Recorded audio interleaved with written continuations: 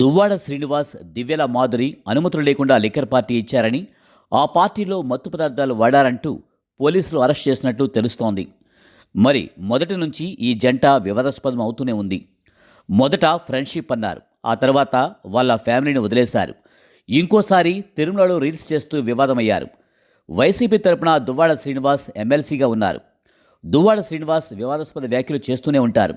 ఒకసారి పవన్ కళ్యాణ్ను ఒక పంచితో కొట్టేస్తారని కామెంట్ చేశారు. ప్రత్యర్థి పార్టీల్ని నోటికి వచ్చినట్లు బూతులు తిడుతూ కొంత ఫేమస్ అయ్యారు.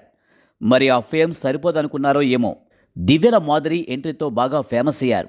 ఆ తర్వాత అదే కంటిన్యూ చేస్తున్నారు. దివ్యల మాధురి శ్రీనివాస్ అరెస్టుకు సంబంధించి వివరాలు ఇప్పుడు చూద్దాం. సంచలనాలు, వివాదాలకు కేర్ ఆఫ్ అడ్రస్గా నిలిచిన వైఎస్ఆర్సీపీ ఎమ్మెల్సీ దువ్వాడ శ్రీనివాస్, ఆయన సన్నిహితురాలు Divvala Madhuri Moinabad farm house liquor కేసులో అరెస్ట్ అయ్యారు. హైదరాబాద్లో అనుమతులు లేకుండా నిర్వహించిన ఈ మద్యం పార్టీలో పోలీసులు దాడులు నిర్వహించి వీరిద్దరిని అదుపులోకి తీసుకున్నారు. దీనిపై ఎక్సైజ్ చట్టం కింద కేసులు నమోదు చేశారు. ఈ అరెస్ట్ కంటే ముందు నుంచి కూడా చాలా వివాదాల్లో ఫేమస్ అయ్యారు. ఇది పబ్లిసిటీ పిచ్చా లేక వాళ్ళ తీరింతేనా అర్థం కాదు. ఈ తాజా అరెస్ట్ కంటే ముందు మాధురి ఇటీవల బిగ్ బాస్ తెలుగు సీజన్ 9లో పాల్గొంది. తిరుమల వివాదం ద్వారా వచ్చిన పబ్లిసిటీతో ఆమె ఆ సీజన్లోకి వైల్డ్ కార్డ్ కంటెస్టెంట్గా ఎంట్రీ ఇచ్చి హౌస్లో ఫైర్ బ్రాండ్గా గుర్తింపు తెచ్చుకున్నారు. వీరిద్దరూ జాతీయ స్థాయిలో చర్చకు రావడానికి ప్రధాన కారణం 2024 అక్టోబర్లో జరిగిన తిరుమల రీల్స్ వివాదం అనే చెప్పాలి.